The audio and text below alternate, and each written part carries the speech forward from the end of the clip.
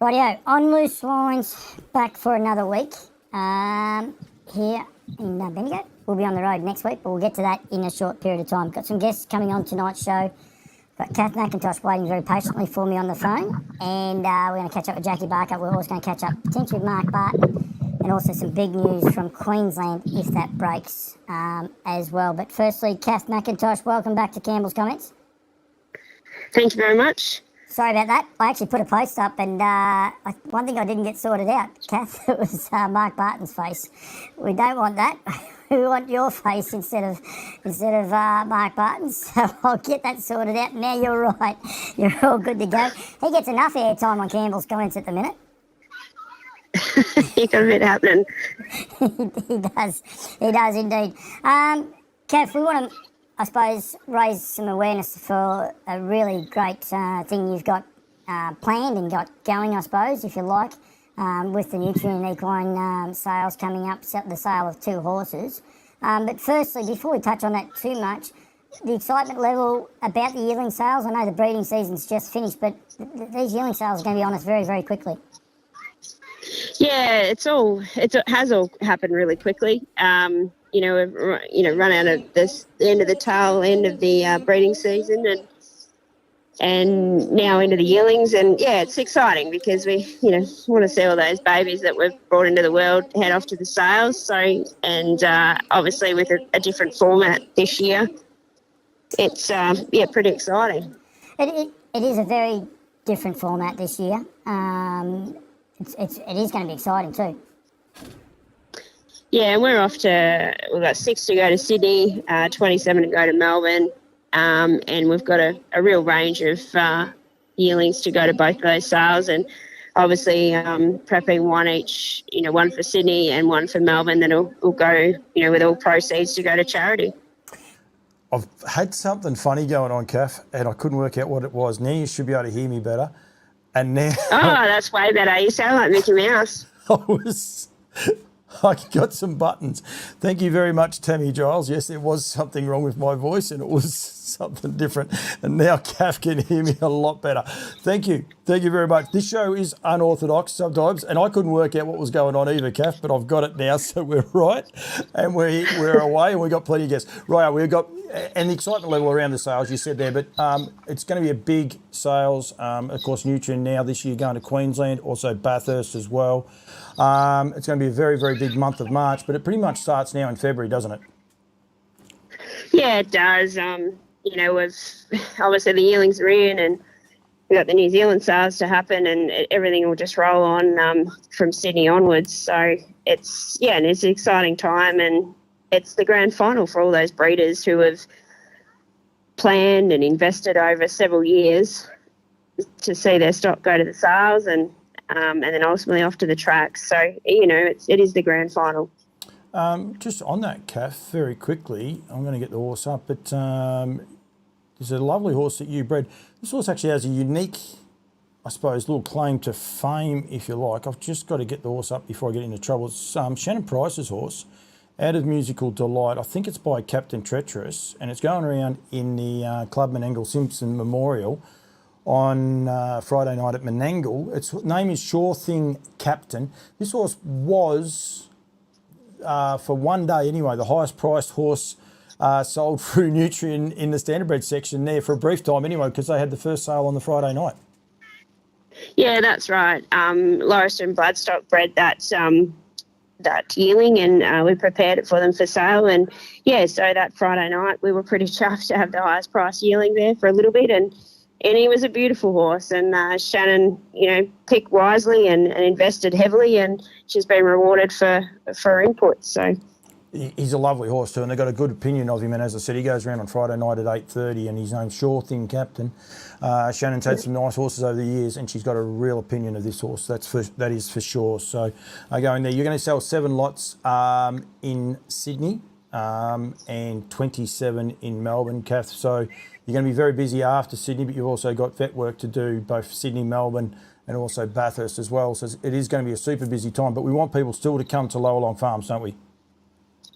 Yeah, come and have a look at the horses there while they're in prep, but you can come as many times as you like, and it's just nice to see them in their natural environment. Yeah, definitely. Kath, just quickly on your wrong one, your incentive last year, how was that received for your 5 stallions? If you bred to any of those for nothing extra, you basically go into the draw. I mean, if you can win a Vic Bred final for either the boys or the girls trotting or pacing, if you like, in the 2026, you can win $100,000. How was that received? I think really well, actually. I'm looking at the numbers that our stallions received. I mean, books well over 100, or full books, in their third years, the standing at stud for both Poster Boy and Soho Tribeca is pretty amazing. So Raging Bull's had his biggest book of mares ever, and I think the incentive helped him with that as well. And Pastor Stephen's done really well in the trotting ranks to get the numbers he has, when there's just so many stallions available for the trotting mares that we have. So, yeah, overall really, really happy, and I'll, look forward to hopefully giving that money out to someone who wins the Vic Bred final with one of those boys. I'm sure you won't be upset if you give it out 4 times, that's for sure. It'll be a bittersweet thing to do, but you'll be pretty chuffed about it as well. You might think back a day or two later, but I'm sure on the night, knowing what you're like, you'll be pretty pumped to say you bred 4 of the Vic Bred finalists, that's for sure. Yeah, look, we're just, it's just a way to back our stallions in and say that we think they're good enough to match it with the big boys, that have been around for a long time. So, yeah, it was, we're just backing them in and we think they'll do well. Nah, very good. And I know you'll be doing some more things because you never sort of don't try and do different things, that's for sure, Kath. That's now the main reason for getting you on, and we'll be doing a few more things yourself and I around this, but is for I suppose raising awareness, if you like. You're going to raise money, but at the end of the day, it's raising awareness around pan care and pancreatic cancer by offering up 2 fillies, one in Sydney and one in Melbourne sale. I'll let you go on with the rest of it, but they're lots 75 and 673A in the Nutrien sales catalogue, which you can view online. But this is something a little bit close to your heart, Kath, and it's been incredibly well received. Yeah, so I basically created a foundation focused around breeding and the yearling sales, and the focus is on donating money to a charity. This year, we selected PanCare, which is a foundation that supports research. It supports people who are sick with upper gastrointestinal cancers. So that's not just pancreatic cancer, but also liver, biliary, stomach and esophageal cancers. These cancers have an incredibly high mortality rate. There's a really low early detection rate of these cancers. So, we've sort of picked that to, I guess, hopefully enhance research in that area and promote early detection and hopefully less deaths down the track. And as this, over the years, as this continues to grow and build, we'll hope that, we'll support different charities each year. So we can contribute as an industry to a whole host of just different parts of the communities that we live in. Yeah, and it's been incredibly well received, Kath. You've had the feedback, the interview you and I did was going back a little while. Was it Breeders' Crown? I think. Yeah, Breeders' Crown. Yeah. Yeah. And I know the feedback on the feed I got, but personally, the feedback? Yeah, I had a number of people already offer mares up to be bred, to say here, have their progeny for, to be auctioned off down the track. And, had brilliant support. We're also running a raffle, so there'll be tickets available for, the first prize is a trip for 2 to Vanuatu to a resort for 7 days, all expenses paid. So we're very thankful to those organisations that have donated prizes for the raffle, and between the sales as well as the greater community with sales of those raffle tickets, we hope to generate a bit extra money on top of the yearlings to give to PanCare this year. And also then, obviously, the money that these horses raise in the auction ring will go back to PanCare. Things like, I know Nutrien won't be taking anything from that as well, so that will be going back. There's a lot of, I think you said the transport guys were going to take the horses there to Sydney for you as well. Yeah. it's So yeah, no nomination fees, no commission. Yep. No, yeah. Sorry, keep going. So really well supported, by Nutrien Equine in that concept, and also MLT with the transport of the yearlings to sale. So very grateful for that. And they're the little things that sometimes help, isn't it? Like when people don't realise, and that just those little things, they make the world a difference, don't they? Yeah, absolutely, and that's what we're all about as an industry. And I know there are a lot of other, wonderful charitable contributions that the industry does, and different programs that have grown over the years. But this one will be unique to our breeding and sales arena. We haven't had anything in this space before, and I think it'll also help raise the profile of what we do at the sales and what we're about. We have a super high quality product that everyone, when they're prepping is immaculate. The quality of the horses that go to the sales is something that the industry should be really proud of, and this will hopefully just be a nice little adjunct to the industry. The industry does an amazing job. It's when you sit back and have a look at what harness racing does do as far as raising money and awareness for so many great causes, it is terrific. This one is close to your heart because of the breeders. The breeders do so much for the industry and probably don't get a lot of that. Not that anyone asks for fanfare. Fanfare is probably the wrong word, but recognition of the hard work they do. This is one for the breeders, isn't it? Yeah, it's just a different angle that we can take, and I think we're fortunate as an industry. There's a number of us in a position where we can start to give back to the greater community that supports us, and that we're a part of. I mean, the breeders come from everywhere around Australia. There's a whole number of rural communities that benefit from, work on breeding farms, studs, all that sort of thing, prepping, the people that are employed to be prepped for yearlings. So just another way to give back to the communities that are so part of what we do. Yeah, no, I couldn't agree more, Kath, and I think well done to you, and well done to the passion you have for harness racing. We need as many people like you as we can. We've got a few people on there. Jeffrey Dixon, he's a thoroughbred man. He loves his show. He tunes in every week, but he said there to fantastic job, Kath, and her team do. So well done to Jeffrey. He's very passionate as well. Brad Steele, of course, saying well done. And I'm sure you'll get plenty more before it's over. We will be doing some yearling videos. The first one middle of this month actually coming up, so we'll do some more promotional work then, Kath, and keep getting the message out there. But if anyone wants to start donating now or buying raffle tickets, how do they go about it? Just contact myself to start with, and we can send booklets out to organisations if they want to sell tickets, in their workplace and things like that. Yep, and that's the best way. So we'll send them to Lower Long Farms at Northern Rivers on the Facebook page, Twitter, Instagram, all of those ones. If you type in Lower Long Farms or Northern Rivers Equine, you'll get a hold of them that way. Or you can just do a Google search of either of those two. Again, you'll get in touch with Kath. You've also, your email, Kath, I think is just Kath at Lower Long Farms? Nah, Kath at nrequine.com.au. Yep. And my number's in the yearling catalogue as well. Yep. My mobile number if anyone's looking for it. Underneath any of the horses being prepared by Lower Long Farms. That's right. Very good. All right, Kath, thank you. As I said, they are lots number 75 and 673A in the Nutrien catalogue, both by Soho Tribeca. They're lovely types, aren't they, Kath? Yeah, they're both lovely fillies, and it's the first of his progeny to go to the sales, and we think they should do well for in the sales for the auctions. So looking forward to it. I've seen plenty of them from Queensland right through to Victoria, and he's throwing a nice type, Soho Tribeca, that's for sure. And of course he stands there, and he's the son of American Ideal. The boys packed up and went home the other day, so the farm will be a little bit quieter at the minute anyway, Kath. Yeah, I just got a text a little bit earlier to say that they loaded well into Sydney onto the planes. American Ideal, Lather Up and Century Pharaoh, and they're headed back off.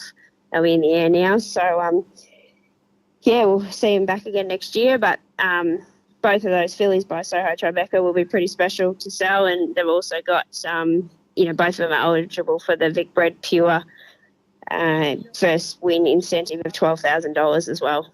So there's a few bonuses in there for people. Absolutely, and we will keep promoting those. Just very, very quickly, Kath, from your farm's point of view, and I've seen quite a few of the poster boys around, your excitement level of seeing them going through the sale ring for the first time. There was one went through last weekend, but seeing them step into the dais, on centre stage, if you like, and going under the hammer. It's I feel like I've been waiting for it since the first day stood at stud. Like it's just so exciting to see their foals and now, so close to be on the track. We've had some video footage of one that was broken in the other day. He's a beautiful poster boy colt, and, there's great reports of how he broke in. So it's really exciting. And that one, it sold in Brisbane, made 31,000. So it's over 6 times the service fee. So there's, good reward for those breeders that have supported him and backed him, and, with good reason too. He's incredibly well bred, and it's a brilliant family. So, time and time again, you see what Loris and Bloodstock do with their breeding, and, he's just another fine example of that. Yeah, he is indeed. Barb Sedgwick, who is Nellie Melba as well, she knows you very well, Kath. She says it's nice to hear from you as well on the YouTube page. Anyone on the YouTube page, fire the questions in all night, and I will continue to do that. The one little thing that I do like, and that horse that sold the other day, last weekend on the APG sale, and there's one from Burwood in the Queensland sale, or the Sunshine Stars Nutrien sale, coming up on the 11th and 12th of March. Both those two horses were out of a grin from ear to ear mare. Anyone that likes little idiosyncrasies or different little things to look at, they throw up something really cool, because both Grin from Ear to Ear and Aston Villa are bred on the same lines, and it makes a nice little bit of black type in the pedigree page, doesn't it? Oh, absolutely. And you've got that double up of Arts Place in there, and that's going to be really critical to Poster Boy. There's been a lot of Art Major mares bred to him, and, Grin from Ear to Ear as well, and there's a lot to like about that pedigree, and lots of ways people can breed to him. No, absolutely. Kath, thank you. Thank you for joining me, and we will continue to get the message out there, but we will do something in about a fortnight's time. Showcase the filly, get the message out there though, and we will continue to do it, and pan care, but get in touch with Kath McIntosh at Lower Long Farms or Northern Rivers Equine. Both will get to her that way. But Kath, thank you very much for joining me. No worries. Thanks, Paul. Thanks, everyone, for their time. We have Kath McIntosh there joining me on the line, and it is a great cause. There's plenty of great causes in harness racing. Heaps of people do some terrific jobs, that's for sure. But as I said, don't forget to get involved with the with Pan Care there, and it's lot 75 and 673A in the Nutrien catalogue, and you'll be able to see those horses there online, in the catalogue. And there's also a page next door that'll have all the details as well of people that are sponsoring, but also how you can get together and how you can donate, if you like, and get involved with that as well. While we're on Nutrien, don't forget you can win a horse float. If you purchase a horse at the Nutrien sales, Nutrien Equine Standardbred sales, from Melbourne right through to Brisbane, so any of the sales you've got, Gold Coast, you've got Melbourne, Sydney first, then Gold Coast, then Bathurst, and then Melbourne.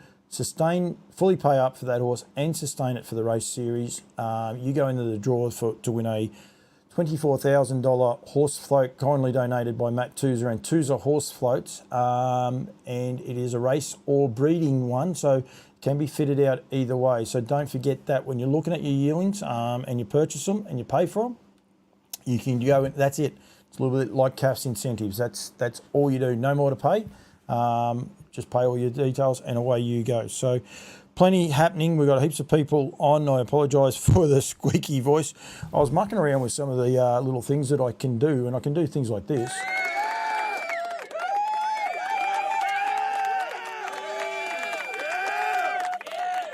I'm a man, I'm very easily amused, but I didn't realise that when you change your voice, they actually, they stay changed, and I couldn't work out what was going on, but that's apparently what happens is that you get a strange voice and it stays that way. So I do apologise for that, but definitely just a slight little error, but I might play around with some of those other pads and that a little bit later on. Joe Pace has only said Paul. I reckon what he's trying to say is hi Paul, but we'll double check with that as he goes along, he might fill us in a little bit more. Timmy White, you can stay on for a little bit longer too tonight, mate. I've got a bit of a special. Some of the horses are going up in for the NZB sales, and going to do some stuff with the guys from Southern Bred, Southern Red, and I'll tell you what we'll do. We'll do that way first now. I'll get back to Nutrien in a second, but nice hat too, Joe. I'm sure you'll like this hat. NZB Standardbreds. Now, don't forget, put that one there on for Cam Bray. Don't know where Cam is. He might be having tea. He's doing it hard, I think. They're at the Thoroughbreds at the minute, selling Thoroughbreds on the North Island, so they've got plenty going on. Hello to you, Joel K.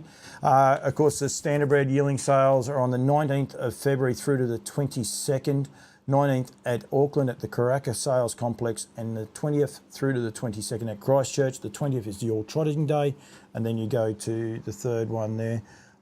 Sounds like a Dalek on Doctor Who. Thank you very much, David Pittman, and got one. He's got one like that. He's not bad, Joe Pace. He's pretty quick on the messages. So keep the messages coming. One of the questions I have for people tonight, and I'm going to catch up with Jackie Barker very shortly though, is also Mount Gambier. A couple of people have asked me about Mount Gambier, and too many races are falling over there. Easiest thing to do is say up the stake money. That's not an easy fix.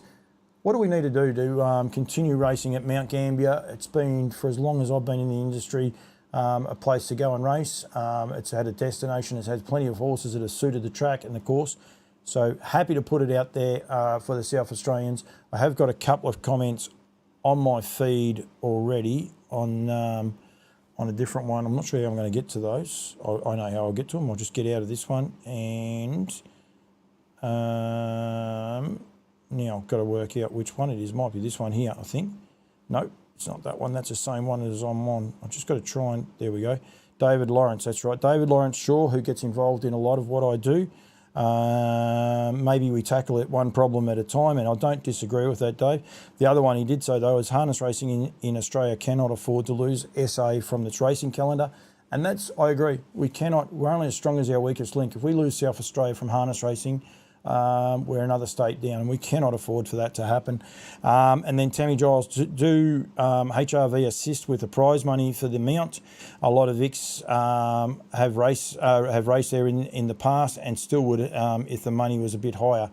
And totally agree. No, they don't, because it is a South Australian platform, South Australian state, so it comes under the South Australian jurisdiction, albeit that a lot of Victorian horses do race there. They've done some good things already, where they've changed their handicapping, and they changed the way that if you win a $3,000 race, I think it is, you don't get a penalty in Victoria. So those parts are very, very good. So, but yeah, we want to make sure that people can get involved in racing, keep being in racing, and keep places like Mount Gambier. I'm sure the Kiwis, I see Michael House is on there, and he's just asked me, what did I miss? You haven't missed anything at the minute, Michael, so I appreciate you joining in. But yeah, we want to make sure that places like Mount Gambier and these smaller places stay, because the industry needs to stay and stay stronger. I said there before about the NZB Standardbred sale dates. Also the tours. Now, the Canterbury tour, so it's Tuesday the 7th of February, which will be Tuesday, be 11 days away from now. These are road, but these studs will be having their open days, and you can see the dates there on screen. Rosedale Farm, Spiridon, Studhome, Bloodstock, Tiawati, Dunvegan Lodge, Gale Murray, and also Renwick Farm. Dancing on Moonlight at 9:30. Take your golf clubs with you. Taran Jones, Lauren Smith, and Ripple Creek on day 2, Wednesday the 8th. And then the Southern Bred, Southern Red Tour is on the 13th and 14th. All tickets are sold on the buses for that, so that is completely sold out. Timmy White's on there at 3:20. You'll be at Timmy's, and then go to Bodine Better at 5:15. I think that's because Bodine Better does cooking. Timmy and some of those could be going there, that's for sure. Yes, Joe Pace, I will be over there for the NZB sales. I am going to be there from Friday the 17th, because I've got the big race meeting at Auckland, and right through to the end at Christchurch. I'm going to go live Monday for the trotting day, Monday the 20th, so I will be there as well. So, yeah, won't be going there. Michael House, seen all those already. Anyone want help? For a small fee, you know everything worth knowing. Not sure what that one means, Michael. What did I miss? Seen all those already. Want to help. We'll know everyone worth knowing. Not sure. He'll get to me and explain it. It's a little bit tricky, that one, to understand. But yeah, so no, I definitely will be there for the NZB sales and looking forward to it. And there's some cracking lots. I'll tell you now, while we're on these, yes, Joe, you could fly yourself over and that'll be fine. All those yearlings. Very good. Okay, so Michael House, what he is saying, if anyone wants to know anything about all the yearlings, give Michael House a call. There you are. That's exactly what he is saying. So I've worked that one out. Thank you, Michael. He's seen them all and the likes of Joe Pace. But yeah, I'll be across there. Might have to catch up with Michael while we're over there as well and go along. I want to say, smartest bit of marketing going around. I'm going to highlight two horses here in the sales. I'm going to do something with the guys from Southern Bred very, very shortly. But these two horses, I might go with this one here first. This one here, of course, is will be prepared by Timmy White and his wife. They offer up lot number 391. This is a 3/4 brother in blood to Tiger Tara. So there's going to be a lot of Australians looking at this horse here and being very, very inquisitive about him, I must say. And he does present beautifully. I don't play favourites. Timmy joins in every week though, so I want to make sure people know about White Stables and White Racing Stables. So make sure you check this horse out. He's in the NZB catalogue online. Both photos and videos are up, and videos and photos are going up over the next few days. So make sure you go there and check out lot number 391 by Bettor's Delight, out of a sister to the fabulous horse in Tiger Tara, who's now standing at Medowie Lodge, so make sure you check him out. But marketing 101 and smart marketing. This horse here is by Captain Treacherous. That is John Stiven there leading him, but his name is CC Arden, lot number 212. And of course the CC, Campbell's comments. So I've got to say a huge huge thank you to them for calling a horse after me, and by all good judges, he's a cracking type. Just follows after the name of him, that's for sure, 212. But I'll be doing something with John and Mark Smith over the next couple of days, and then Katrina Price and a few other people. Plus, I will be there live on the Monday and also doing video recordings in and around that as well. But lot number 212, of course, is CC Arden. Michael House giving Timmy just a little click behind the ear saying that he leans on the broom, but the place looks very well swept, so he must do a little bit of sweeping, Michael, that's for sure. Going along, Ray Tat is there. Of course, we've got the Nutrien Classic sale is going to be coming on very, very shortly. Have sent a message out to Mark Barton if he wants to come on at any stage. He hasn't got back to me there at all. Rightio, I have got a massive thing there from Twitter, but that's okay. I will get to that in a minute. That is Tony Logan. Yep. Okay, Tony Logan saying horses are travelling. Rightio, what I am going to do, firstly, we're going to try and get Jackie Barker on the phone. I don't know if I'm that rich. In fact, I know I'm not that rich, Joe Pace, so I don't think I can do that. He's suggesting that I should go halves in CCR to 200 plus, Michael House.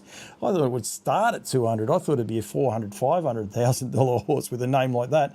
There will be some photo opportunities of both me and him and the successful bidder, of course, and I'm happy to sign the odd autograph as well to the successful recipient.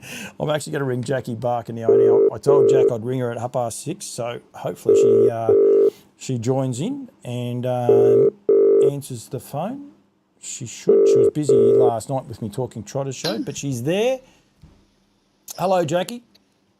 Hey, how are you? Very, very well. Now we are live, so I thought I'd better give you the heads up. But I wanted to get you on Well, I want to get you on for a few reasons. One, I needed to get you on this show for a while, that's for sure, because I think you do a great job, Jack. You always bob up getting winners, and you're a great ambassador for the sport. But you did have a pretty good day on Monday just gone, didn't you?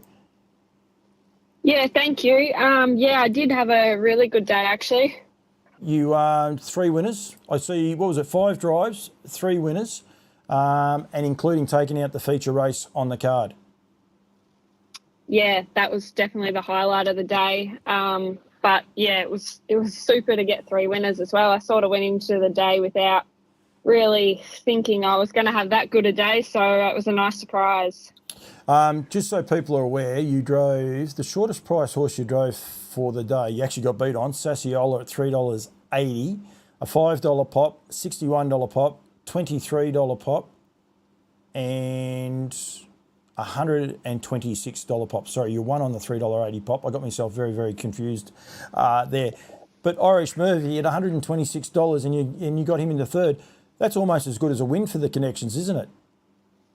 Yeah, absolutely. They were thrilled, actually. And it was really funny. There was a old fella on course that had $1 each way on him, and he was so stoked that he put $2 each way on presidential change, and he just had the best day ever. So he's backed Irish Murphy first, and then he followed into presidential change, who, for any of my New Zealand friends and that might not be able to see it, $61. Thank you very much. Yeah, he was having a real good day. He was indeed, and well done to him. But even just looking, it's pretty cool what you can do now. Anyone wondering what I'm on, you can go onto the harness web and basically click on Jackie, and it gives you your next lot of drives coming up. You've got a full book tomorrow at Stall. Well, almost a full book. Is there 7 or 8 races, Jack? Must be 9. Must be 9. You got 2 races off. So, yeah. Yeah, there's a few anyway. Yeah, but you've got a full book of drives there. But it also then gives you your results. And, you know, you've driven 3 winners out of your last 1, 2, 3, 4, 10 drives. But you've got one horse at $3.80, one at $5. All the rest are double figures and higher. Like, you do a great job with limited opportunities, if you like. Yeah, well, I suppose I don't get a lot of favourites to drive, but just try to make the most of the opportunities I do get. Yeah, you do indeed, and you're only young at the minute anyway, so you're going terrific. Right, double helix. Firstly, what a drive that was, and the way you two and Peter are combining now with this horse, he's getting better and better every run, isn't he?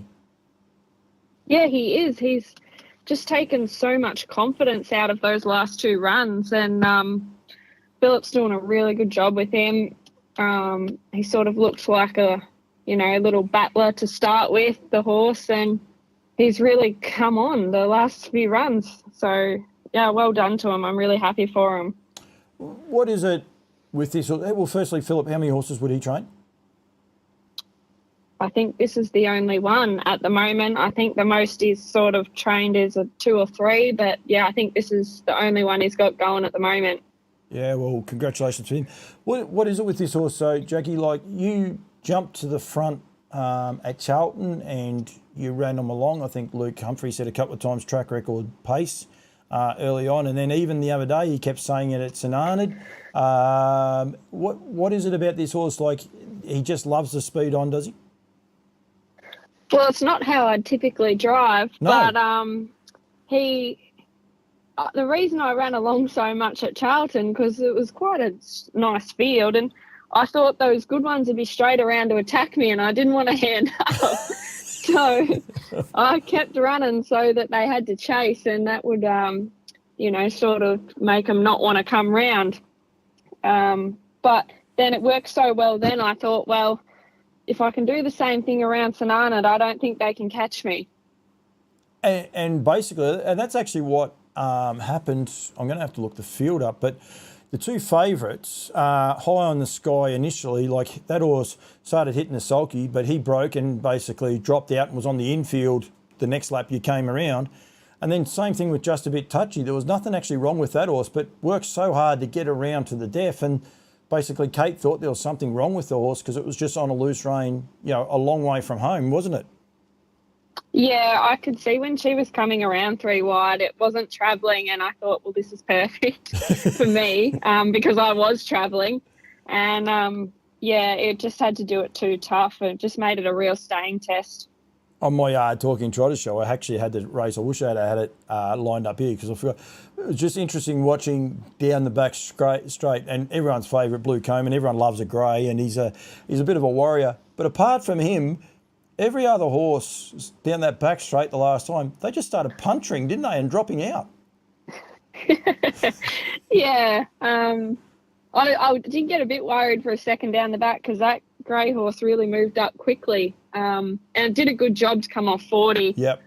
But, yeah, obviously it just had to do too much as well to beat us, but it did run a really good race. It's not far away from a win either. No, he's not. It's an interesting one. I was actually talking to Greg about him. It's quite funny, the trotters, and this is where I think horses like Double Helix, when they get on form, you just keep them running. But he's not good enough to come off those 40 and 50 metre handicaps. And when he gets off the front, the horses are closer to him, are that better class. It just can be a bit tricky for some of those horses in and around country racing, can't it? Yeah, absolutely. And especially when you've got to come around a lot of horses as well, that makes a big difference. Yeah, it does indeed. Right, Jack, stats on you. You're only 26 years of age. I can't believe that. Don't take this the wrong way, but I feel like you've been around for a long, long time. You can kick me in the knee. Now, if you win one race tomorrow, it brings up win number 350. So that in itself, you must be pretty proud of that number. Yeah, I am. A lot of hard work goes into trying to get winners, and I've been really lucky after losing my claim that I still do get a fair few drives, so I'm very grateful for that. What year did you outdrive your claim, Jack? 2019 or 20? I think it might have been 3 years ago. So yeah, and you drove 74. You drove 74 winners in that year, and you had quite a few, highlights. I think you had that good little filly of your pars and that running in some terrific races. And you probably would have thought, well, maybe it's going to be as good as it gets from there on. But, I mean, you drop back the next year, you only had 68 winners, you're only 6 behind. And then last year, 89, and you've already got 9 winners this year. Like, it's terrific the wins you are getting. And I would imagine you've got a harbouring to break 100 wins in a season somehow. I tried to last season and I fell short by, I think it was 11 or something, and so I was a bit disappointed, but I'll try again this year. Is that your goal, to drive 100? Yes, I'd love to. I don't know why. Toby McKinnon put it in my head last season, and now that's my goal. So does that mean you'll go pretty much everywhere if possible? Well, within reason. The price of fuel at the moment's really been killing me down in Hamilton, but I don't knock back too many offers. You just never know, do you? No, you don't. And I think that's the hardest part about being young. And I think it's one of the things a lot of people in our industry don't realise. They see the drivers going everywhere, but they don't realise, a lot of the tolls it takes on them, not just physical of the late nights and that, but it's that mental of one, you've got to win, but also the mental of, can I afford to do this, and you're effectively trying to run a business, aren't you? Yeah, absolutely. It is your business, and from a business perspective, if you've got to travel over 3 hours for one drive, it's just not actually worth it. But sometimes that drive might lead to another drive, and that's the way you've sometimes got to look at it, and you just got to weigh up what option is the best for you. Yep, and the best for the future going forward. And, Philip Giles trains one horse, you knock his drive back, you'd be kicking yourself after the last weekend, wouldn't you? Absolutely. Yeah. Giles, he doesn't have a big team of horses, and he's never had a horse this good or won a race like that. But I drove all these other horses that, were just little battlers, and then I've had an opportunity on a horse like this. So that's what you do it for. Would this be Phil's biggest win? Yeah, absolutely. Yeah. He was so emotional after the race, and it was so fantastic to see and be a part of, because you know how much it means to him. Yeah, I can imagine. It's actually one of my bugbears. I'm not sure what you think of it. I think, I don't know if it was a Tontine or this race last year fell on a Thursday and no one knew it was on. And I was at David Miles's on, I was actually there Monday and Tuesday, but on the Tuesday I said to him about the Central Victorian Championships run. And he said, when? And I said, yesterday. And we didn't know. And it's a little bit frustrating, these great races. And I suppose no one really knowing they're on unless you've got horses of those classes. Yeah, it is a little bit disappointing because they really are prestigious races. And even afterwards, I would have liked to have seen a bit more sort of in the media because it's not every day that Philip Giles wins a race like this. So I think these are the stories that need to be out in the sport. But yeah, anyway, hopefully someone will. Well, hopefully that little barb that you put out there might spur someone on. And if not, I have a heap on my work plate, but I might try and catch up with him, even if I catch up with him remotely. I don't like the remote ones as much. I don't mind it's funny, I like these phone calls. They're a lot easier for me to set up. I don't enjoy the remote ones. The remote ones are not as much fun, and people don't get, I suppose, to appreciate the person as what you do when you see them there and can feel for them. But I'll see what I can do before I start travelling everywhere in the next couple of weeks. Tammy Giles says that Jackie is great to us. I'm sure that's something that a lot of people would say, but you're always very well received, Jack. Thank you. It was probably a bad question. It's a bad question because it left you with nothing, didn't it? I didn't really know what to say, but I don't know. But I think try to be nice to everyone. Anyone who doesn't know, Jackie, like quite often, I couldn't remember. I do most of the Bort meetings. I won't be doing Bort Cup this year, but I'm lucky enough to MC most of the Bort meetings, and you'll win a race at Bort.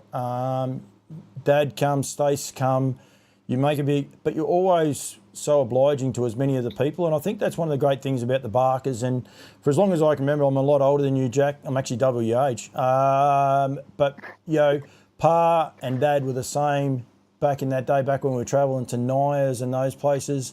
They were ruthless on the track, but they were still your mates off the track. And it's something that I think the Barker name should be so proud of. Yeah, well, I'm lucky that I've been brought up into a really good family, and Pop always says, you know, whatever happens on the track, don't hold a grudge off the track and be friends with everyone. So I try and do that. But yeah, I'm very lucky with the family I've been able to grow up with. He was that was definitely his mantra, because he could be ruthless on the track, I can promise you. He might turn around and say he wasn't that bad, Jackie. I can tell you, he used to be ruthless on the track, especially for young guys coming through. He never give us an inch, I know that. I know they used to tell me like stories and, oh, we knocked this person down, but oh, we were going to win. And I'm like, oh my God. Continue on. Team Teal's coming up. I'm not sure if you're an ambassador or not, and I'm not sure if we're allowed to release it but it's a big time of the year for the lady drivers. You become front and centre. Do you look forward to this month where you guys are front and centre, if you like, the lady drivers? Yes, so much. Lucky to be an ambassador again this year for Team Teal. I'm really looking forward to it. It's obviously a highlight of the year for me, and it's just such an important thing that we do every year, and I can't wait to get out there in the Teal. 4 years you've been an ambassador? Probably. It goes quickly, but yeah, probably has been 4 years. I reckon the last year of your junior drivers you were an ambassador, and I think it's great that someone like Duncan entrusts you. Traditionally it's Jodie Quinlan, Karen Manning and Kate Gaff, and they're synonymous in the leading ladies, if you like, of our industry. But the support that you get from people like Duncan and the Teal organisation, if you like, it must be great for a young person. Yeah, absolutely. Duncan is fantastic for the sport, and he does so much for it, and he's done so much for me as well. So I'm very grateful for that. But just to be able to be a part of something with, Karen, Kate and Jodie, who are absolute superstars, is just a massive thing for me. And you get a great friendship then, don't you? Yeah, you do. And it really gives you a connection with people that are a few years older than you, and you can learn so much more off them as well. Yeah, I think you're great. I think you're a great ambassador. All four are very great ambassadors because you're so real to talk to, if that's the right word. But you can just sit down and have a conversation, a nice, comfortable conversation, if you like, with you guys off the track. Obviously, Karen and I have a closer association, but the other girls, you can just talk about anything as well. And I think that's great. And you always give to the kids, and that I know Kate's front and centre with that. She doesn't have any kids of her own, but she's got a tribe of supporters. So I think all of you do a terrific job. I've got two questions for you. One is about Mount Gambier, but what are your goals, Jackie? In the sport, obviously. Well, I don't know. Are your goals pretty much the sport, or do you have goals, even outside of that? Oh, I think my life pretty much revolves around harness racing at this point. Yeah. It really is a lifestyle, so you don't really get much time for anything else. But I would really love to win a Group 1. I think that's sort of everyone's dream, but hopefully I'll be able to achieve it at some stage. And then I really wanted to win a Hamilton Cup, but I've missed my chance this year, so I have to try again next year. But Mount Gambier Cup's up there as well. That's sort of like my second home, so I'd really love to win it as well. You haven't won one of those? No, I haven't. And that's something that Dad and Pop have done so many times before, and so I think that makes me want it even more. Yeah. How many times has Dad won it? I know he went on a bit of a run, I reckon, 3 or 4 years in a row at one stage, I think. Yeah, he's won it quite a few. I think it might even be over 10 times. So, and he always uses that. Oh, I've won it so many times, and I'm like, I need to win one. Did you win the Trotters Cup a couple of years ago with that little horse of yours? Yes, yep. I did. He's won it twice now, so he'll be probably having his third crack at it this year, which will be his last time. But he's been really good to me. Yeah, the stable, you have a couple of nice horses that a few people have. You got the little bloke, the one at Port the other day. I know Cody Winnell, it's one of his favourites. And then you told me he also broke a leg. You got a couple of those sort of horses, haven't you, that a lot of people find a love for, even if they don't actually have any direct ownership at all or any involvement. I know Cody has a small involvement with the stable, but you've got quite a few of those sorts of horses, haven't you? Yeah, I guess they're the kind of horses that sort of just go around week in, week out, and they're not superstars, but they're very honest. Yeah. And they go terrific. I'm getting a bit of cheek from the Kiwis on this line here, Jackie, too. They're saying the Kiwis are outrating us. We've even got a female driver from New Zealand on there, Sarah O'Reilly, who was over here just recently, and she's a great little scout. She's actually watching too. So we've got plenty of Kiwis on the show, and they're giving us more cheek than anyone else. Going forward, you have a great involvement with Hero or rehoming of harness racing horses. I'm not sure if it's directly with Hero, but yourself and Stace, you have a real love of the harness horse, don't you? Yeah, absolutely. They are just gorgeous animals, and it's a privilege to be able to work with them after racing. They go on to do fantastic things and literally be people's best friends. So we're really proud of what we do alongside Hero. And although we don't have a lot of time to do it at the moment, we do certainly respect everyone that does retrain and rehome standardbreds, because they deserve it, and they need an option after racing. Yeah, no, they definitely do. And the other thing we will need to do, I've had 3 people send me messages over the last couple of weeks, or last week, I suppose, in regards to Mount Gambier, Jackie, and I suppose field sizes and that, and like I think the easiest thing for anyone to be able to say, going forward, is stake money increase. But is there it's not an easy fix, but could you see some way that potentially we can get more people to be aware of, one, Mount Gambier racing, but also South Australian racing in general? Well, honestly, I would say it would be the prize money. because unfortunately for Mount Gambier, when I was a kid, there used to be so many hobby trainers in the sport, and they've sort of all died out of it now. So it's just left with the ones that are left. And to travel to Mount Gambier, we're lucky we're only 90 minutes, and Beck's not far either. But for anyone else in Victoria, it's, you know, you're looking at 2-3 hours or more. And then to come from Adelaide, it's a long way as well. So if you're going to be travelling that far, you want to be travelling for a decent amount of money and have a chance to win. And, you know, they're not bad horses that go around at the Mount a lot of the time either. Jury brings ones over from New Zealand, and Finnis's always have nice ones, and Beck East. And so it's not easy or as easy as everyone thinks.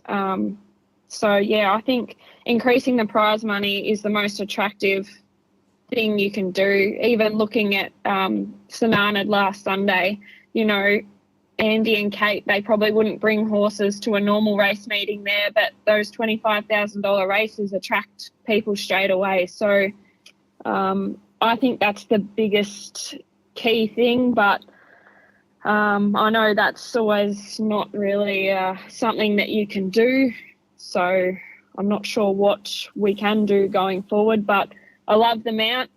I love racing there. They're fantastic people, always look after you so well. And the atmosphere you get from Mount Gambier is sort of like no other track. It's unreal over there, but hopefully something can change and we can get numbers. It's a unique place. I was fortunate enough 2 or 3 years ago to be there. Now, unfortunately, with commitments with Nutrien and the Sydney sales have been on at the same time, I couldn't get there last year and can't get there this year. One thing it is a bucket list place to people to go, especially for their Mount Gambier Cup.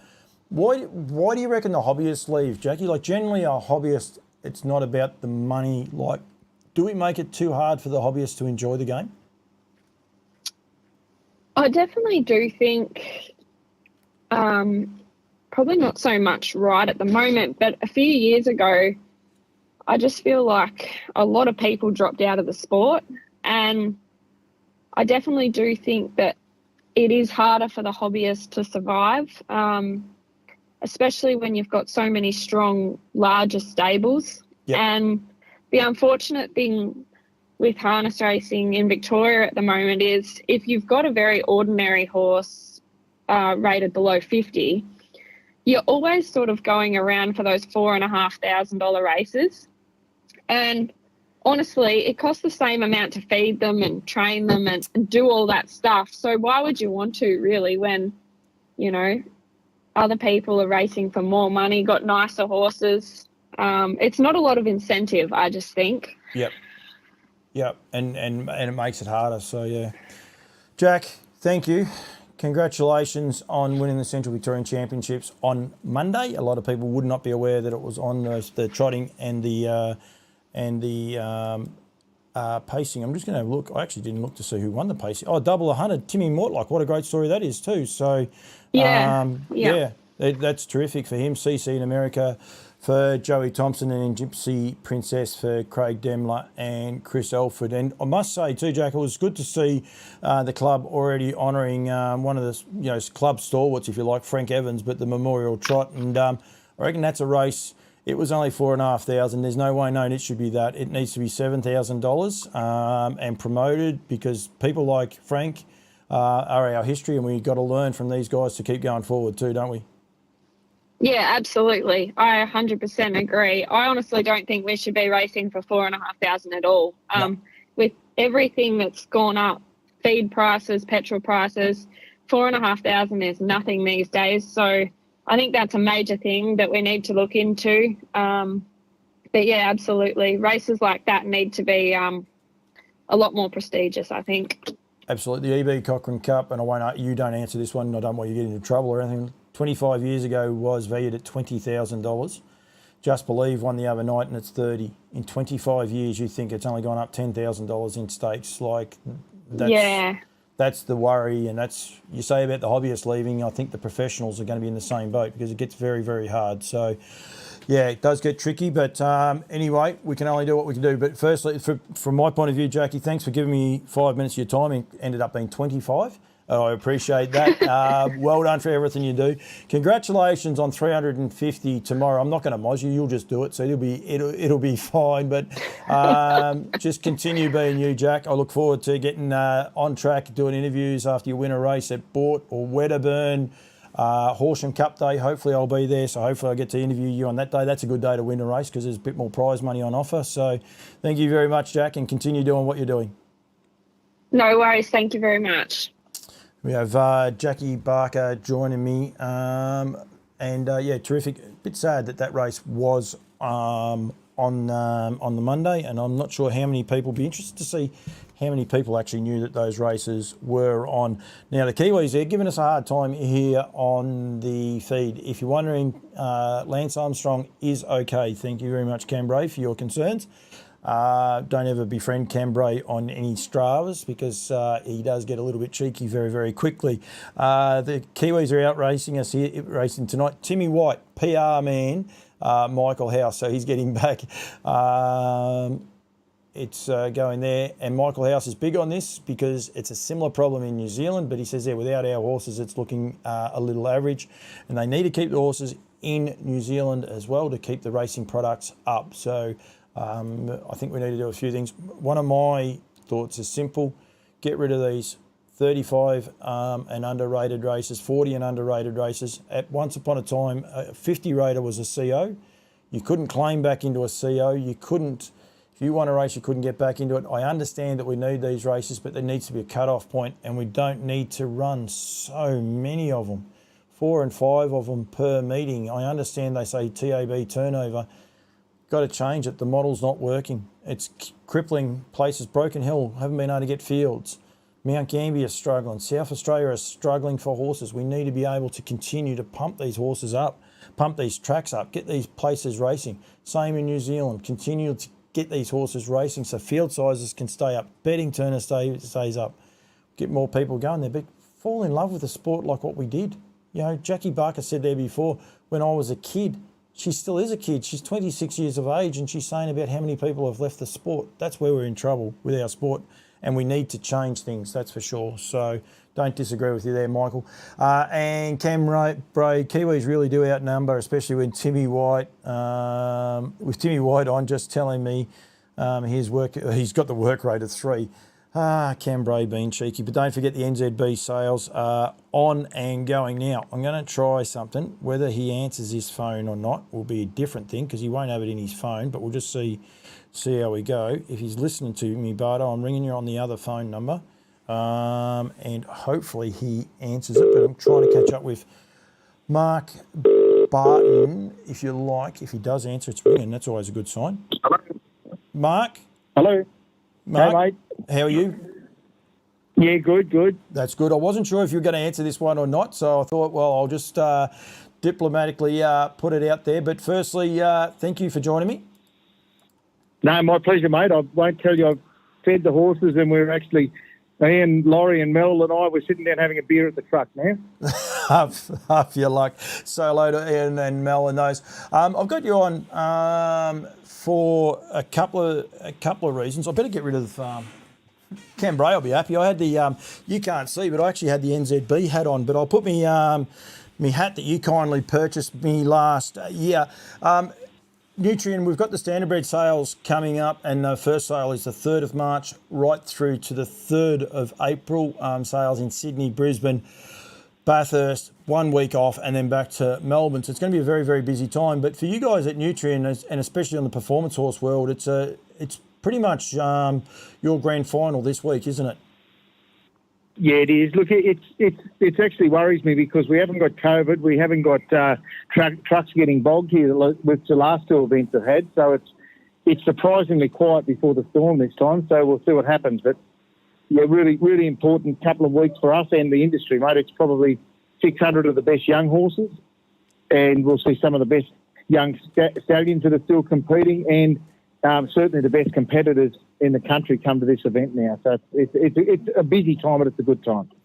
So how how big has this become, Bardo? Like, what was it, 15 years ago you guys, Landmark at the time, took it over? Yeah, look, we started a sale from scratch, I guess. We were the first company to put the Australian stock horse and the Australian quarter horse pedigrees in one market. Traditionally, you'd have your cutters and your camp drafters did different things. And I guess over time we've evolved to really see all parties embrace the Australian performance horse rather than just one discipline or one breed. We started with 123 horses, which I think grossed 1.2 million. And we said last year our top 3 horses grossed that. So we were, we took 3 horses to match our first sale growth. So it was just under 18 million last year. And last year was incredible. There was the mare that sold for 500,000 plus. There was a couple of $200,000, I think, and even one that passed 300,000, wasn't there? Yeah, that's it. You had a chat with Matt Moy there the other day at Tumut, and he bought a Conman mare. Look, Conman's, I guess, for anyone in your standardbred world, he's probably he's an art major. There's Acres Destiny and Hazelwood Conman. They're art major and Better's Delight, I guess, for a comparison. They've had longevity. They've significantly produced mares. Acres Destiny's produced some terrific sons as well. Conman's got a lot of sons currently out on the competition arena, and I think we saw a lot of those horses really come to fore. Yep, and I think that's a part about it. But I suppose the one thing, when I talk standardbreds with a lot of people, the doom and gloom is always the stake money and the likes. Camp drafting, the unique part about camp drafting and why it grows, it is not centred around, if you like, your prize money check or TOB turnover and the likes. It's actually about enjoying it, isn't it? Look, the common element with both your industry that we've become part of and where I came from is there is a strong sense of family. You see the mini trotters where young kids start in their carts and have fun and do it for the enjoyment rather than who wins. And you see some of those best young drivers become household names in the sport. And our best young camp drafters are chasing a beast but getting a lot of tuition. And I think that's common. But ultimately, I suppose, it's not a business for as big a percentage of the market. So the people racing, there's more people, the trainers are trying to make a livelihood, where there's a lot of people own livestock or run properties or do other things at their time as well. Yeah, they look at it a little bit differently. Absolutely. Yep. We pay an entry fee every weekend to chase a bit of money, and I guess that's one thing I've found interesting in the standardbred market. People aren't that keen to stake prize money like they do in North America. I think that would be a huge benefit if people were happy to pay a modest to reasonable entry fee. We've got a $150,000 draft in our graduate draft in September. That's a $300 entry fee, and you chase $150,000. So I think that's probably something that the standardbred industry could learn from what we do. Yep, definitely. And as you said, something that they do in North America, and it's accepted and it's just commonplace that they do it. We don't. It's probably one thing we don't realise. We don't pay up for our horses for anything, and then we complain about prize money, whether we put some bit of money in and went that way, make a mini slot race if you like, but we won't go down the slot race path. Back to the standardbreds very, very quickly, Bardo. We've been getting around. We've travelled from Queensland, Victoria and New South Wales looking at yearlings. Your excitement level about your biggest year selling here in standardbreds in Australia? Absolutely excited. I think it also comes with an expectation or a responsibility for those people that have.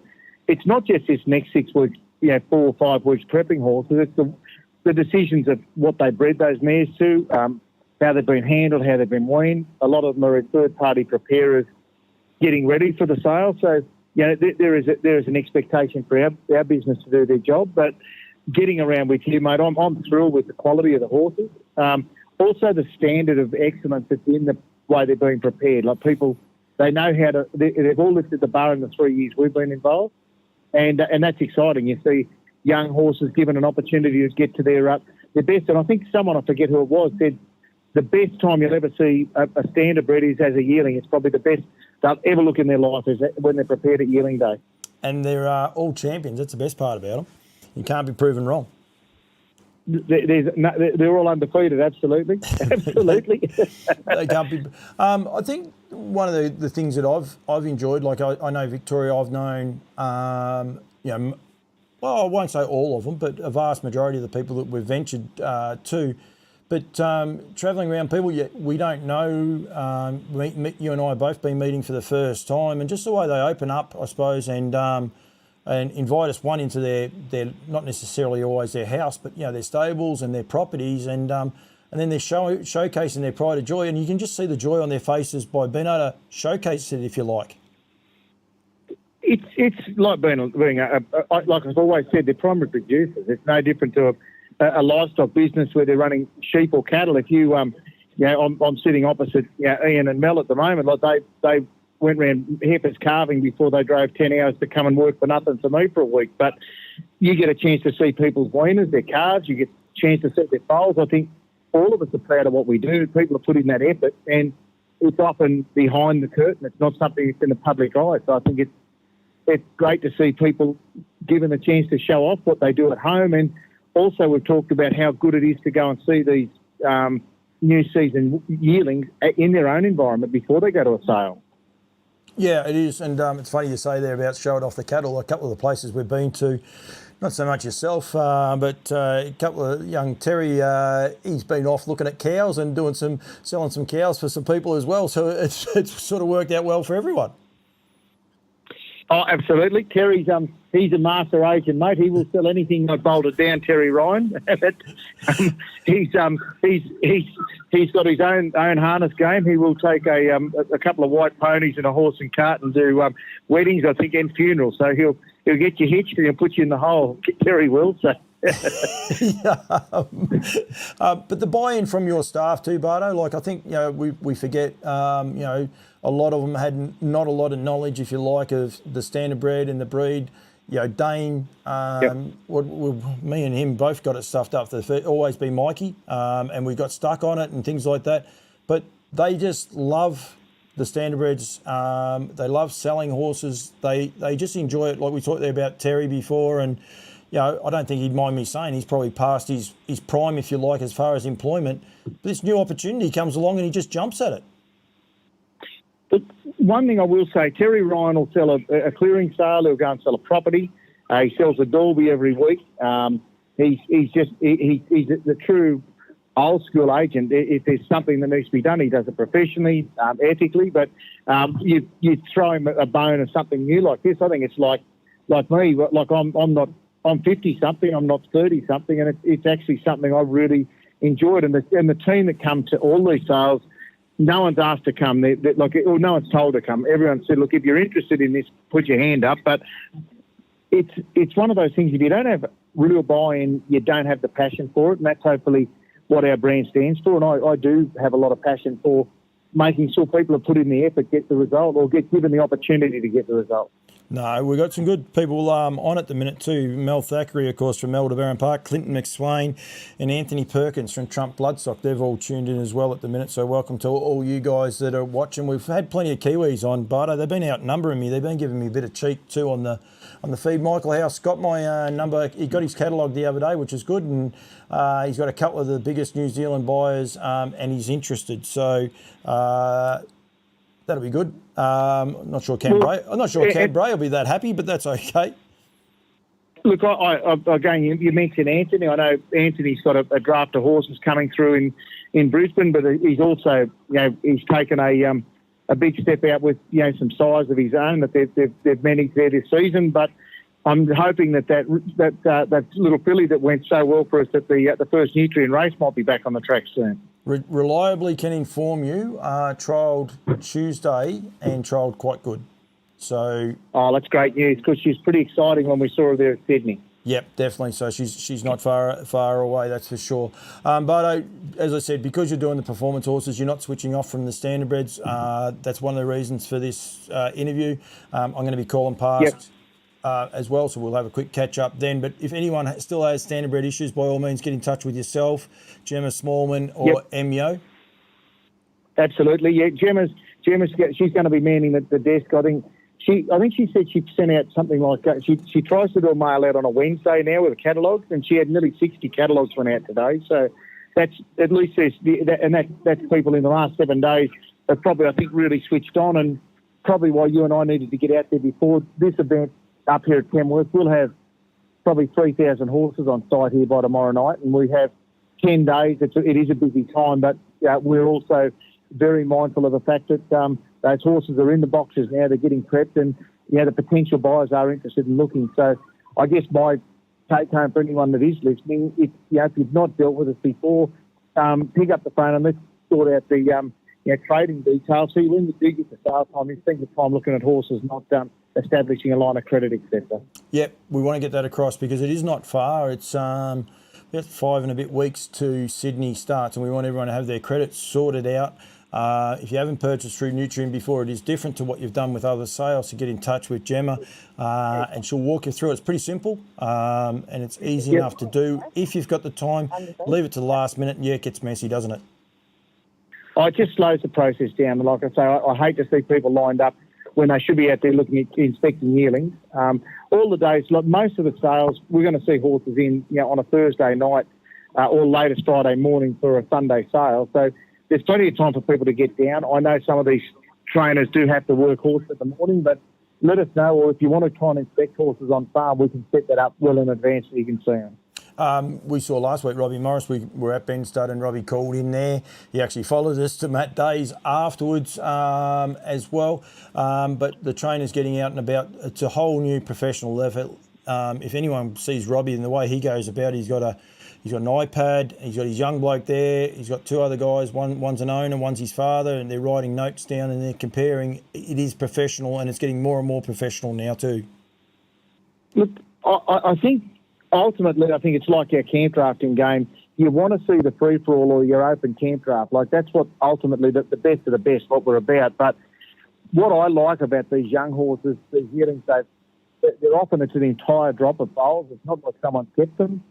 They've also had the best possible start. So it's easy. We don't race them for another 12 months, Yep. So it's a long way away. But I think it's exciting to see last year's crop of foals, what will turn up as early horses, and with our Nutrien race series in August, we're seeing our 3-year-olds come back, and that's sort of getting us into the rhythm of what our business is now. So even part ownerships, people that want to have an interest in more than one, you can buy a share and help. Let us know, and we might be able to put you in touch with some of the stables are looking to top up a horse too.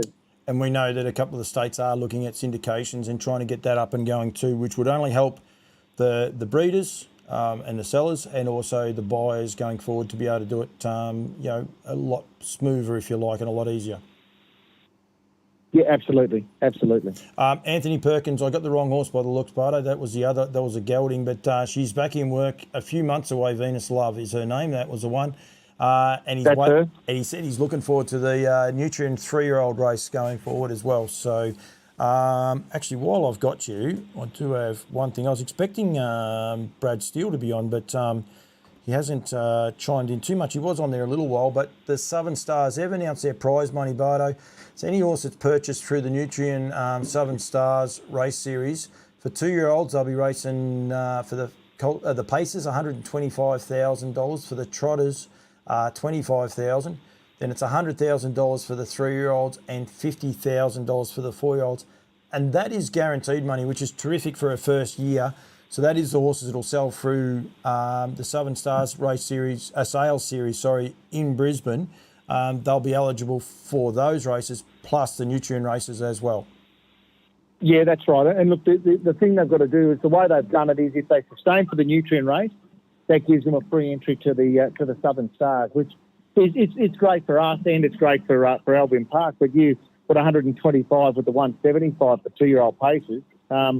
You've got a $300,000 2-year-old prize pool for horses bought out of Queensland sale, out of the Gold Coast sale, which is fantastic. And that added bonus for the Trotters. I think there's 14 Trotters going around, and they've put $25,000 races on, as well as 14 horses, going through the inaugural Sunshine Stars sale. So, of course, Anthony Perkins and a few of those guys are going to have a big hand in that. But there's a couple by Volstead. There's one by What the Hill. Mark Hughes is watching on YouTube, so I'll get into trouble if I don't get that. And yeah, he's throwing a bit of cheek too. Don't worry about that. I'll get that out when when he's not Well, off. he told me, he said he was on the lounge chair until Friday. He said he'd call me, so you've done better than me. We must be, yeah. Well, he's throwing cheek on the YouTube feed. Don't worry about that. I don't know. You haven't seen it, but there's a horse been named after me in New Zealand in the New Zealand catalogue. It's called CC Arden, and I'm pretty happy about it. The derogatory comments that Mr. Mark Hughes has put on there, I'm not sure I can read them out, Bardo. He's what did he call me? Next year, Woodland's going to call the horse CC Hollywood Dead Set, so or hashtag Dead Set. So we know what comes out after that. That's our weanling trip. So I got a rough idea where he's going with that. But anyway, it's all good. So yeah, mate. Thanks for joining me. Good luck this week. It's a massive sale. It keeps getting bigger and bigger, and I hope for your sake it does. This year it'll be scary if it does. But for you guys, good luck. And above all else, do what you guys do so well there, mate, and have a bit of fun. No, we will have fun. We've actually got a few horses in the draft. Ian's actually got one.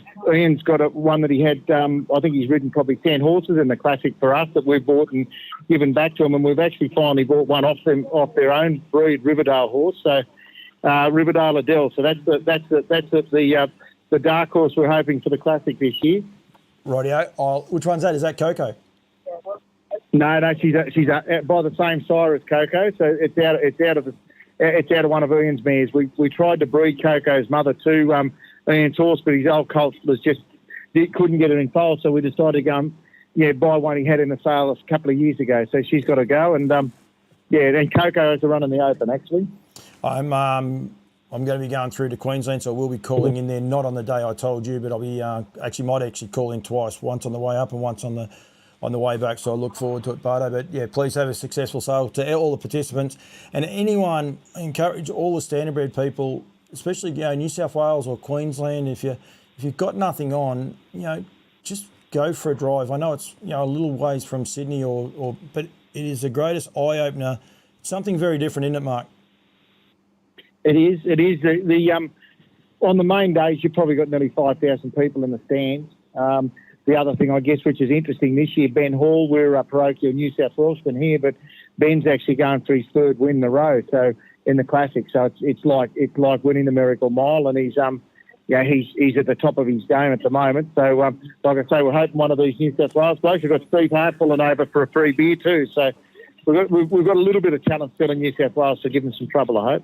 The day I'm going to be back there is the Friday, which is after the Open, which I don't have to get there real early. I won't have to get there early if Ben Hall wins it, that's for sure. No, whoever wins it, you probably won't want to be too early if you want an interview on Friday morning. No, but they'll give me the time. They'll be a lot of fun. Right, mate, thank you. Good luck. And as I said, for all your Nutrien needs, make sure you get in touch with Mark Barton. But thanks very much, Mark. No, pleasure, mate. Talk to you again. We have Mark Barton there from Nutrien, and it is a massive sale. Honestly, if you're in Queensland, if you're in Victoria and you want to take a couple of days, get in the car, go up and have a look. There's camp drafting, there's sales, stalls as far as you can see. If you're into Yellowstone, if you're into the hats, it is well worth going to and an eye-opener, and how to run an event. And this is what I'm so excited about with Nutrien, my small time with them, but you know that it's only going to get bigger and bigger. They do things that little bit differently. They look at things differently, and it's going to be very, very exciting. For the Nutrien sales dates there, they are on the screen, a screen there right now. Sydney on the 3rd, starts on the 3rd with the sales parade. The 4th is actually a free day. It's an inspection day because that's Miracle Mile Day, and then sales starts on the Sunday at 11 a.m. Sunshine Stars parade is on Saturday the 11th. I'm not going to say that time because I still haven't confirmed that time yet or not. And then the sale starts Sunday the 12th at 11 a.m. And then we go to Melbourne, which is selling over 2 days. The first sale, the parade is on the 1st of April. And then Sunday, that's Saturday the 1st of April. Then Sunday the 2nd of April, sale will start at 11 o'clock. It will sell through to 554 will be the last horse sold on the Sunday, and then the first horse to go under the hammer on the Monday will be 555, which is prepared by Rhiannon Park, Dean and Blanche Pool. It is by what's her name? I'll have to have a look actually. I'm going to get myself into trouble then. It's Kung Fu, I think, but I better make sure of that before I say it. I'm pretty sure he's by Jillaby Kung Fu. Things leave my brain every now and then. Nellie Melba as well. She just on the YouTube feed there said a great thing, and I hadn't thought about this. Maybe a subsidy for these junior drivers, young drivers, is a good way of getting them to the tracks, which I think there's a bit of merit in that, because if they can get their horses, get the kids there. Mildura do a great job. They managed to get the kids to carpool, I suppose, when fuel prices were a bit cheaper, and now they just continue to do it. So I think that part works. But by Jillaby Kung Fu out of Cold Outside, and then the last horse on the Sunday is a Southwind Frank out of Cloud Chaser, who is going to create a lot of attention. It's a filly too, so of course cruising around. She had 6 foals, 3-year-old and older, 5 have raced, 4 winners, including Cruising Around, who has won $292,000. Storm Cloud, living the life. Great little family, great trotting family, and then Cold Outside, who has had 9 foals, 8 race, 5 winners, including Kensford Kenny. That is on the Monday. But as I said, don't forget to check all of those dates, and including, don't forget the day in the middle between Sydney with the what's the name? The inspection day is it's called. There's going to be drinks and nibblies. There'll be a band playing. There's going to be a lot going on as well on that day. So don't forget that. Yeah, Mark Hughes, of course, sitting back on the couch. It'd be interesting to see if they do call me one, CC Hollywood, and going from there. But obviously, my other New Zealand friend has chived out, so he is not there at all now. Ballarat Cup was run and won on the weekend. I say about the prize money for the Cochrane Cup. Cannot complain about the prize money for the Ballarat Cup, but what a brilliant performance by Kiwi superstar in Copy That, 2-time New Zealand Cup winner, won the Ballarat Cup the other night. I saw a cheeky little interview where they said, is this the best cup he's won? And they actually said yes at the time, but I think if you actually think about it, the New Zealand Cup probably still ahead of the Ballarat Pacing Cup at $150,000 in stake money. Of course, bred by Woodlands Stud, and there is a full to Copy That in the sale. No longer with Woodlands, I don't think. It might take me a minute or two to find this horse, unless Cam Bray is actually still watching. He might be able to tell me the name of this horse going forward. Joanne Franklin, hello to you, Joe. Good to see you on there. I'm just trying to find Lively Nights very, very quickly if I can.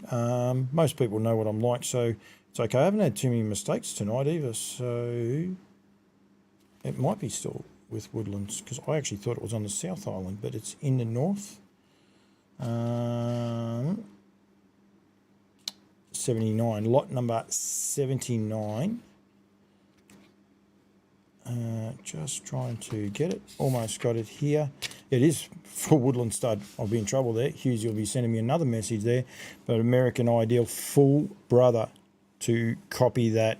Goes under the hammer in the NZB sale, so that's going to create a lot of attention. I might actually have to have a good look at that little bloke there. For those who want to know, that's a 5th foal. 4th foal is a 2-year-old, so she's really only had 3 foals old enough to race. One of those being Copy That. Tony's Secret is a by Better's Delight, had 1 win to date, and My Copy by Highview Tommy has had 1 win and 3 placings to date as well. But yeah, going to be a lot of interest in that, as there are with a lot of the horses in the sales. So got there Michael House just before you, but that's fine. But he's going to be, as I said, lot number 79. So he'll be very, very keenly sought after.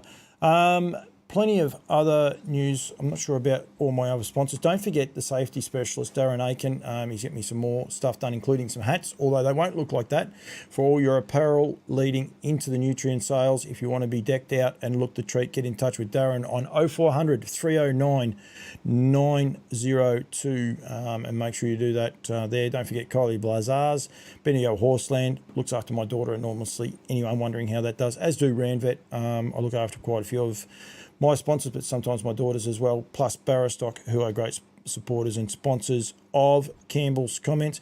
Anyone that's not on the, better get rid of that, and we better get rid of Bardo too because he's gone.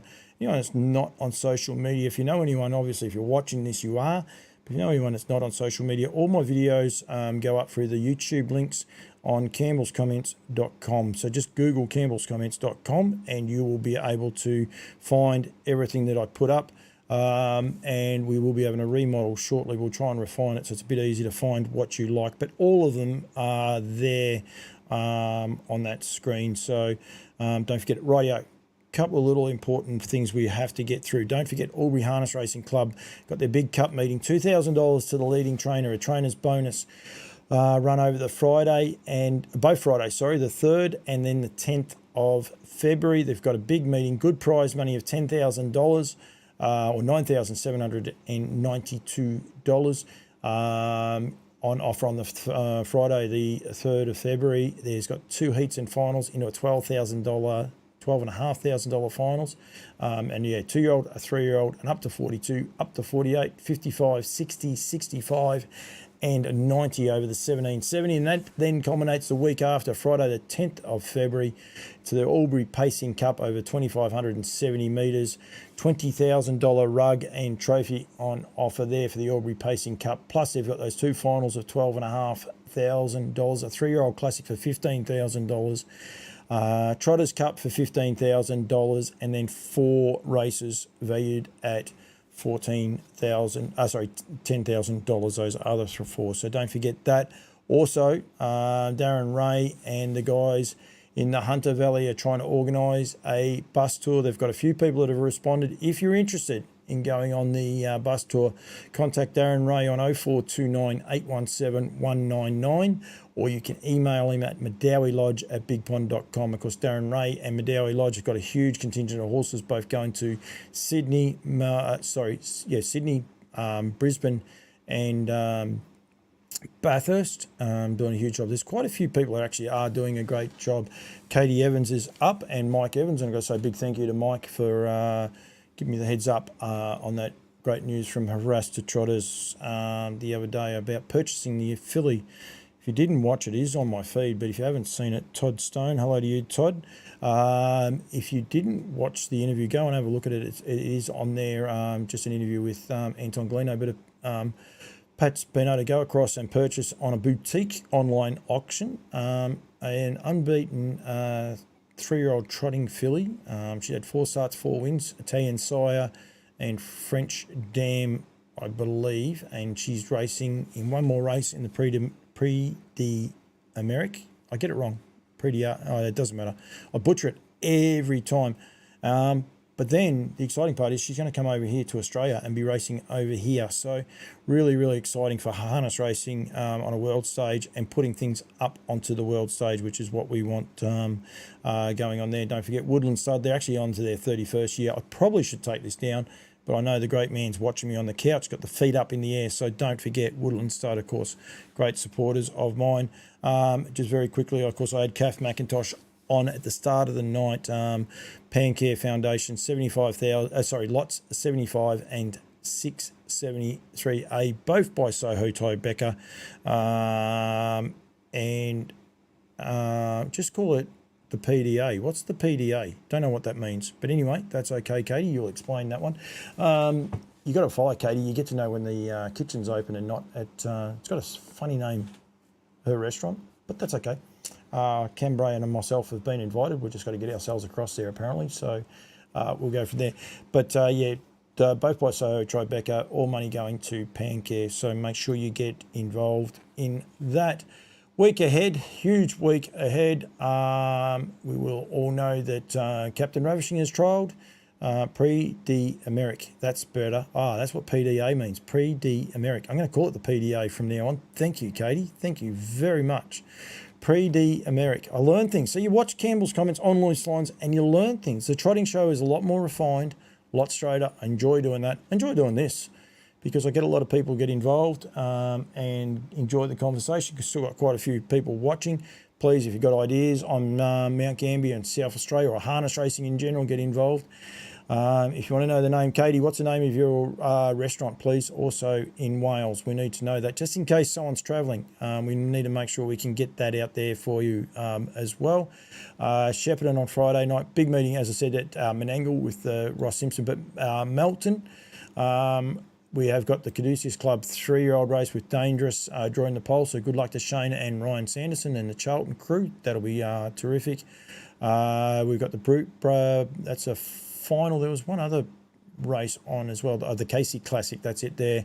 $50,000 on offer. Hurricane Harley, AG's White Sox, Focus Stride, Rick Riley, Sir Rock Sicario, Crime Rider, Jillaby Sylvester, who's going terrific, and Torrid Saint. The Hungry Ram, that's it.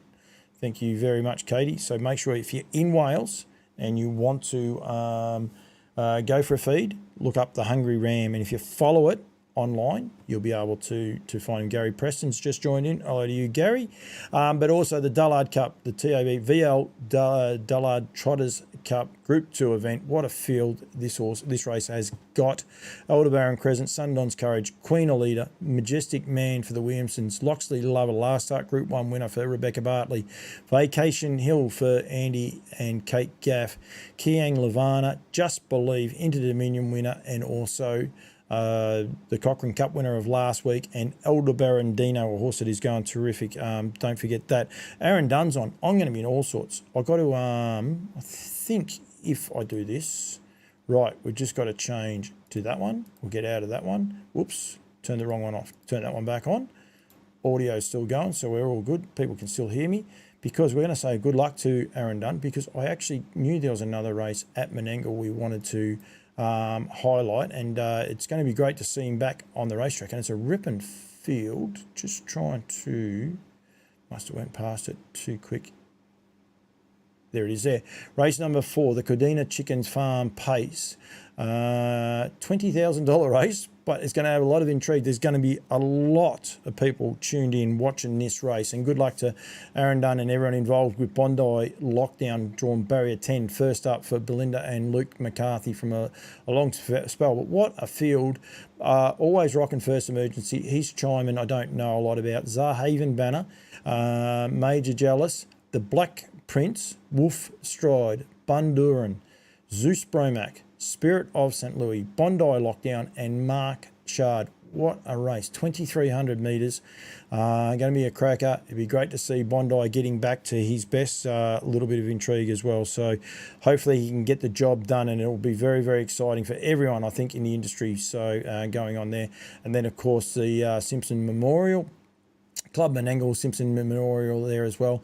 And I said there before, the Lauriston Park bred Sure Thing captain Shannon Price makes a trip down there by Captain Treacherous out of Musical Delight. So yeah, he, as I said, claim to fame was he was the highest priced horse going through the sales on that first day. So some really, really interesting and intriguing racing going on there. But we don't want to forget also the week after is the Great Southern Star. Probably a race should be promoted from now on. I'm sure a race like this, probably one of the highest class trotters races we have for the year, should be getting promoted at least a week out. Hopefully things start to ramp up. I'll try to do a few things later this week. But yeah, we want to make sure that people are aware of what a great field it's going to have.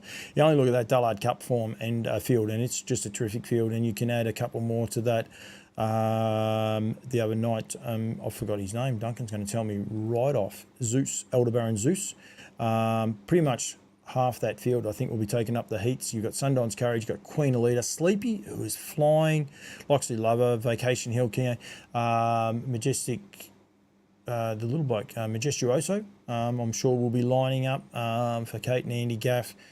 Chinese Whispers could be lining up as well. He's going around again this week. So going to be a great field, going to be a lot of intrigue as to who does line up and who doesn't. But yeah, plenty going on there. Ellen McDonough, hello to you, Elle. Hopefully you're well and taking care of yourself. And that, plenty going on at the Emma Stewart camp, which you can keep up with that all on Harness Racing Victoria. There was plenty going out about Captain Ravishing the other day. But there's plenty of other races going on as well. That's it, I think. I don't think I've got anything else to highlight. All I had there was copy. That was the one horse. I do know there's some exciting news coming out of Racing Queensland. It hasn't been announced yet, I don't think, before we go too far. Hello to Beck East. Of course, she's also gets affected by the Mount Gambier not standing up, because she's very close there as well. So we need to make sure that the likes of Beck East, the Bruffs, some great names have come out of that district as well. So we need to make sure we keep all those guys going. I'm just trying to get to this just to see if they've made the announcement. Yep, that doesn't look like it. That looks like something else. Thoroughbred Central, trying to find the trotting section. It's a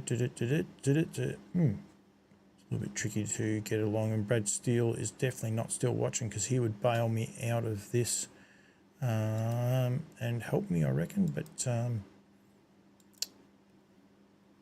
he's not at the minute. That's the Queensland Racing Carnival coming on. But I do know, stay tuned to Racing Queensland. There is some really, really exciting news building and coming out of there in the near future. So make sure you keep an eye on that. I do know it, and it's killing me not to be able to say things. But yeah, I was told that if it was released today, they would get in touch with me, and I've had no feedback from anyone. So mustn't be released today, but will be in the next couple of days. It's going to be a game changer and be super exciting. So thank you.